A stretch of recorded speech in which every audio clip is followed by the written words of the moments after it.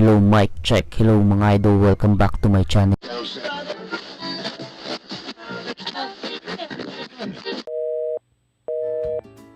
What is up mga idol? Unsay ayo diha mga idol? Unsay ayo diha? For today's video mga idol, wa nay pagdugay-dugay pa.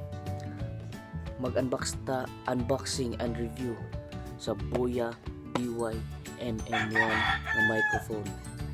Muna siya kini. Actually, napalit nila ako sa mga idol for only 1,182 pesos. So, kung paliton nila mo siya sa physical store mga idol, it cost 1,500 pataas. So, kung ma-order ka sa online, mas makabarato ka. So, medyo dugay po siya maabot kung wala mo nagdali. Kung makahulat yun mo, barato kay siya. Kani, Boya BY-MM1. Muni ang gamit kasagaran sa mga YouTube vlogger kay dili siya battery operated. Di para sa Boya BY-MM1. Boya BY-MM1 ang last na ko gagamit. Wala ko ganahi kay usahay man gud makalimot ko og on moto kung magstorya ko.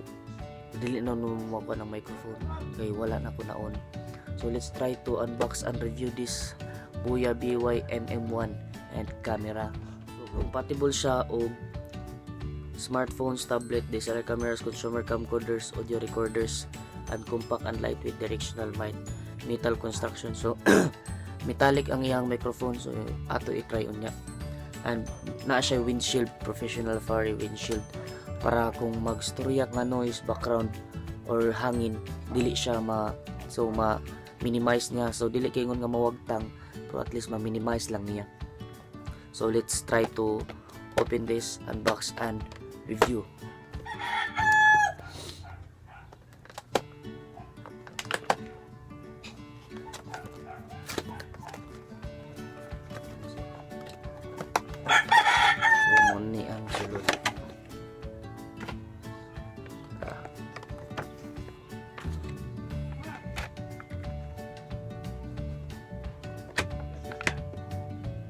Muni ang iyahang sulod and manual and the warranty sticker. So kisamay mo. So ako ta sa tagsaw ng sulod ani para makabalo mo. Ang first na sulod kay na siya shock mount. Muna siyang shock mount.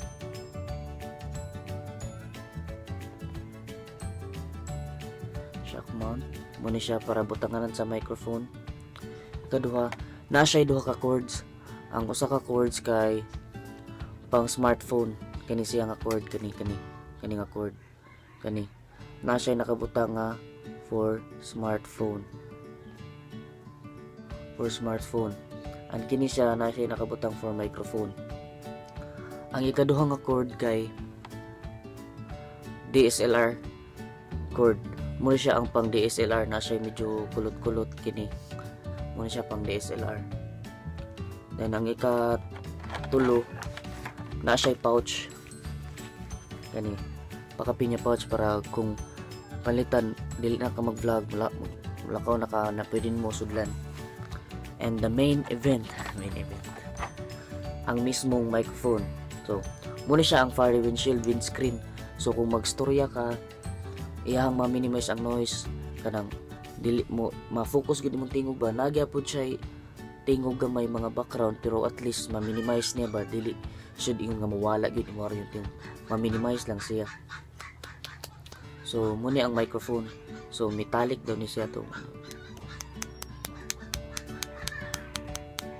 So muna siya microphone din ato siya isulod.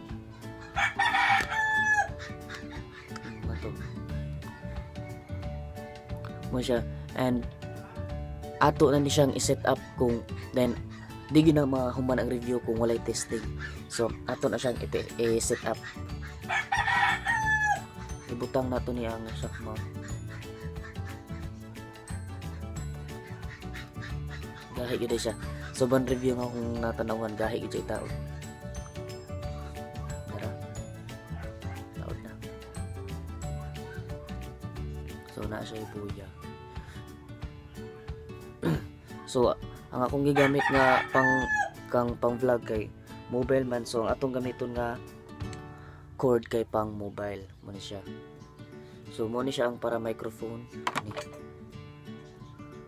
Muni para mic for microphone kana muni siya. And muni pang mobile kani joke na to.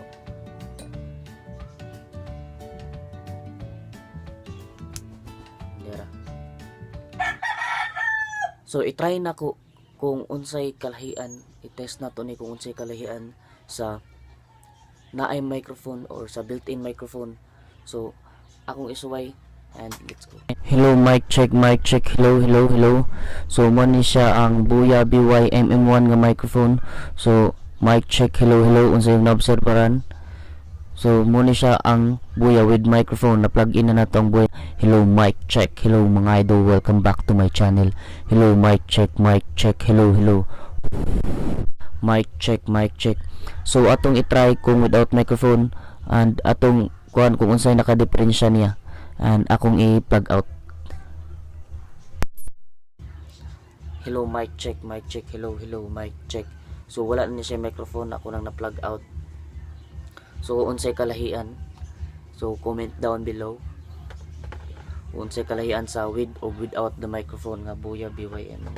Kaya siya nakanitangan niya kung mag-vlog ka sa gawas na saba mo jud kay na ma-minimize ni niya sa kuan ang hangin, ang noise. Dili kay siya kung totally mawagtang pero at least ma-minimize niya, ma-focus ang imong tingog, ma-minimize ang imong. Try na ko mag-play ko og music, then ako ning isuway og plug-in ang Boya BY-MM1 nga microphone. Then let's see the difference. So mag-play ko og music.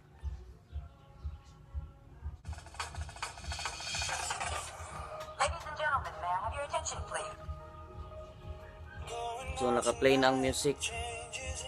So mo ni ang built-in microphone pa na atong igamit. So atong i-try og butang ang Boya BY-MM1. So naka-play na ang music, no. Naka-play na ang music. So i-try na to og plug in.